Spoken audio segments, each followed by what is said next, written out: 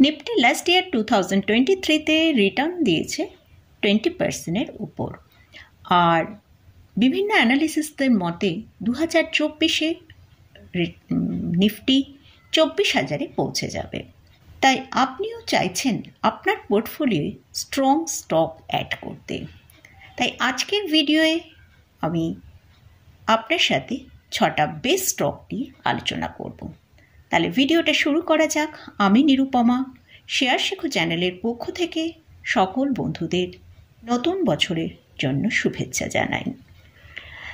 তো আজকে যে 6টা স্টক নিয়ে আলোচনা করব তার মধ্যে 4টে হচ্ছে লার্জ ক্যাপ স্টক আর বাকি 2টো হচ্ছে মিড ক্যাপ স্টক। ফার্স্ট যে স্টকটা নিয়ে আলোচনা করছি সেটা হচ্ছে আইটিসি। আইটিসি হচ্ছে একটা এফএমসিজি কোম্পানি। এদের মার্কেট ক্যাপিটালাইজেশন হচ্ছে 5.88 লাখ করোড়, পি হচ্ছে 29.03। এটা একটা ডেট ফ্রি কোম্পানি। আর এদের যদি লাস্ট 5 ইয়ার্সের রেভিনিউ আমরা দেখি, সেখানে আমরা দেখতে পাচ্ছি মার্চ 2019-এ 48,352 করোড় থেকে মার্চ 2023-এ 70,936 করোড়। নেট প্রফিট যদি দেখি লাস্ট 5 ইয়ার্সে, সেখানে 2019-এ ছিল 12,824 করোড়, আর সেখান থেকে 2023-এর মার্চে 19,427 করোড়। আর এদের শেয়ার হোল্ডিং প্যাটার্নটা যদি দেখি তো সেখানে আমরা দেখতে পাবো এফআইএসের হোল্ডিং আছে 43.34%, ডিআইএসের হোল্ডিং আছে 41.98%। এই স্টকটার এখন কারেন্ট প্রাইস চলছে 470 টাকার কাছাকাছি। আর এটা আমরা কিন্তু পোর্টফোলিওয়ে অবশ্যই অ্যাড করতে পারি, কারণ এই স্টকটা একটা ভালো আগামী দিনের টার্গেট দেখাবে বলে মনে হচ্ছে। যেটা হচ্ছে ফার্স্ট টার্গেটটা হচ্ছে 500 টাকা, আর এর সেকেন্ড যে টার্গেটটা সেটা হচ্ছে 530, আর যে স্টপ লসটা মেনটেন করতে হবে সেটা হচ্ছে 440। সেকেন্ড যে স্টকটা নিয়ে আলোচনা করছি সেটা হচ্ছে উইপ্রো। উইপ্রো হচ্ছে একটা লার্জ ক্যাপ স্টক এবং আইটি সেক্টরের মধ্যে 4th লার্জেস্ট একটা কোম্পানি। এই স্টকটার কারেন্ট প্রাইস চলছে 469 টাকার কাছে। আর এই স্টকটায় অনেক দিন দেখেছি একটা কনসোলিডেশন ফেজের মধ্যে চলছিল, সেখান থেকে এই স্টকটায় রিসেন্ট আমরা একটা ব্রেকআউট দেখতে পেয়েছি। সেই ব্রেকআউটটা এখন মনে হচ্ছে বেশ কিছুদিন হয়তো কন্টিনিউ করবে। তার জন্য ফার্স্ট যে টার্গেটটা রেখেছি সেটা হচ্ছে 530, সেকেন্ড যে টার্গেটটা আছে সেটা হচ্ছে 600। তো এই স্টকটার যে স্টপ লসটা মেনটেন করতে হবে তার জন্য 420 টাকা স্টপ লস স্ট্রিক্টলি ফলো করতে হবে। এদের যদি রেভিনিউটা আমরা এদের লাস্ট 5 ইয়ার্সের যদি আমরা সেলসের এবং নেট প্রফিটের মধ্যে দেখতে পাবো, কিন্তু একটা স্ট্রং প্রফিট আমরা দেখতে পাচ্ছি লাস্ট 5 ইয়ার্সে। তা আমরা একবার রেভিনিউটা দেখে নিই। মার্চ 2019-এ দেখছি 59,018 করোড় থেকে মার্চ 2023-এ যদি দেখি সেটা 90,487 করোড়ে পৌঁছে গেছে। আর নেট প্রফিটের মধ্যেও আমরা খুব ভালো একটা জাম্প দেখতে পাচ্ছি। 2019-এ ছিল 9,022 করোড়, সেখান থেকে 2023-এ আমরা দেখছি 11,372 করোড়ে পৌঁছেছে। কিন্তু 2022-এ আর একটু বেশি ছিল, 12,000-এর ওপর ছিল। তো সেটা আমরা এখন দেখতে পাচ্ছি 2022-এর থেকে কিন্তু 23-এ 1,000 পয়েন্টের মতন, 1,000 করোড়ের মতন কম প্রফিট হয়েছে। আর শেয়ার হোল্ডিং প্যাটার্নটা যদি দেখি, সেখানে আমরা প্রোমোটারের কিন্তু একটা খুব ভালো হোল্ডিং আছে যেটা 72.93%, এফআইএসের হোল্ডিং আছে 6.47%, ডিআইএসের হোল্ডিং আছে 10.46%। আর এদের খুব ভালো অর্ডার বুকও রয়েছে। নেক্সট যে স্টকটা নিয়ে আলোচনা করছি, পরপর যে 2টো স্টক নিয়ে আলোচনা করব দুটোই কিন্তু ব্যাংকিং সেক্টরের মধ্যে পড়ছে। তো ফার্স্ট যে ব্যাংকিং স্টকের মধ্যে ফার্স্ট এইচডিএফসি ব্যাংক নিয়ে আলোচনা করব। এই স্টকটাকে আমরা দেখেছি, আমরা সকলেই জানি এইচডিএফসি ব্যাংক এবং এইচডিএফসি লিমিটেডের মধ্যে মার্জারের হয়েছিল। তো সেখানে আমরা তারপর থেকে আমরা দেখছি এই স্টকটা কিন্তু একটা রেঞ্জের মধ্যে ট্রেড করছে। নিচের দিকে 1450, ওপরের দিকে 1700, আমরা রিসেন্ট দেখেছি হাই 1700 কাছে পর্যন্ত গিয়েছে।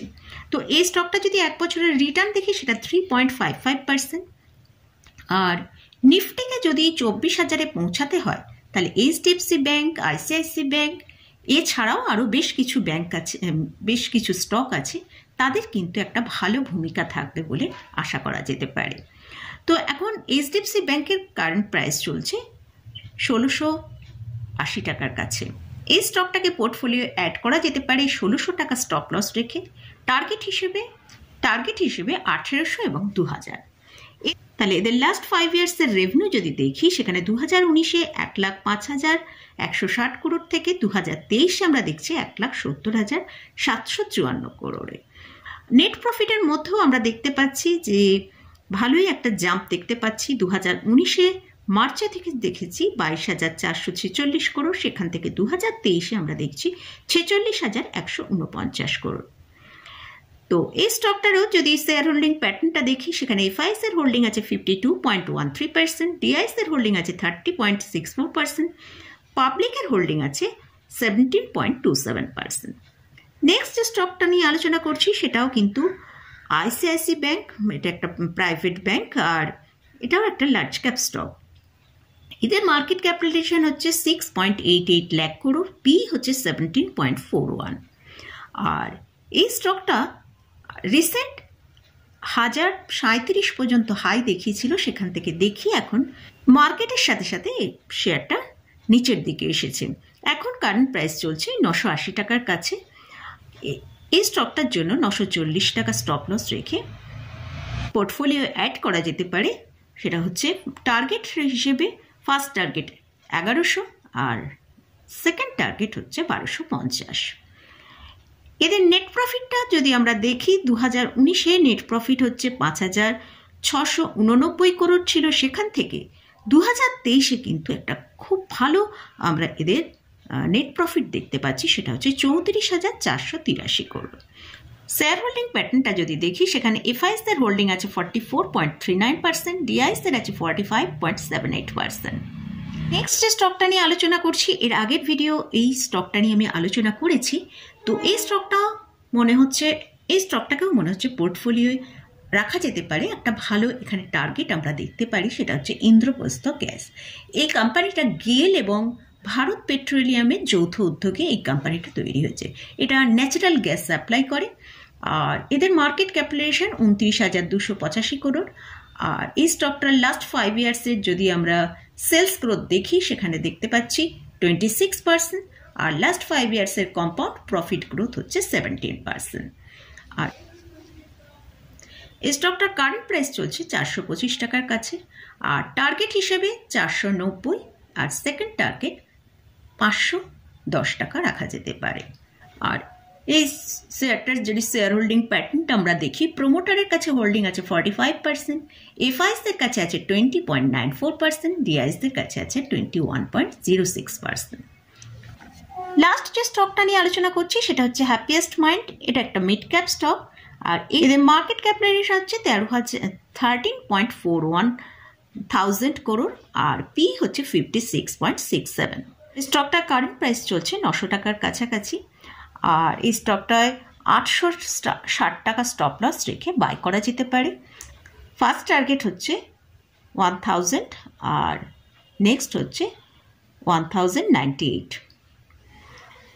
এদের যদি লাস্ট 5 ইয়ার্সের রেভিনিউটা একবার দেখি, সেখানে 2019-এ 590 করোড়, সেখান থেকে 2023-এ দেখতে পাচ্ছি 1,332 করোড়। আর নেট প্রফিট যদি দেখি লাস্ট 5 ইয়ার্সে, 2019-এ হচ্ছে নেট প্রফিট 4 করোড় ছিল, সেখান থেকে 2023-এ কিন্তু একটা খুব ভালো জাম্প হয়েছে, যেটা 216 করোড়ে পৌঁছে গেছে। যদি শেয়ার হোল্ডিং প্যাটার্নটা দেখি, সেখানে প্রোমোটারের হোল্ডিং আছে 51.35%, এফআইএস এর হোল্ডিং আছে 5.14%, ডিআইএস এর হোল্ডিং আছে 2.43% আর পাবলিকের হোল্ডিং আছে 38.94%। তবে এই স্টকটা এফআইএস এবং ডিআইএস এর হোল্ডিং বেশ কমই আছে। তো মোটামুটি এই স্টকটা কিন্তু একটা ভালো আইটি বেস স্টক নিয়ে আমি আপনাদের সাথে আলোচনা করলাম। আমার মনে হয় আগামী দিনে এই স্টকগুলো পোর্টফোলিও যদি অ্যাড করা যায়, তাহলে কিন্তু আমরা একটা ভালো রিটার্ন আগামী দিনে দেখতে পাবো। তবে এগুলো কোনোটাই বাই রেকমেন্ডেশন আমি করছি না, স্টকগুলো নিয়ে রিসার্চ করেছি, সেই রিসার্চই আপনাদের সাথে শেয়ার করলাম। আপনারা যদি এখানে কোনোটায় পজিশন নিতে চান, অবশ্যই আপনাদের ভালো করে রিসার্চ করুন, করে তারপর পোর্টফোলিও অ্যাড করবেন। তো আজকের মতন ভিডিওটা এখানেই শেষ করছি। ভিডিওটা যদি ভালো লাগে অবশ্যই লাইক করবেন, শেয়ার করবেন, সাবস্ক্রাইব করবেন। ধন্যবাদ।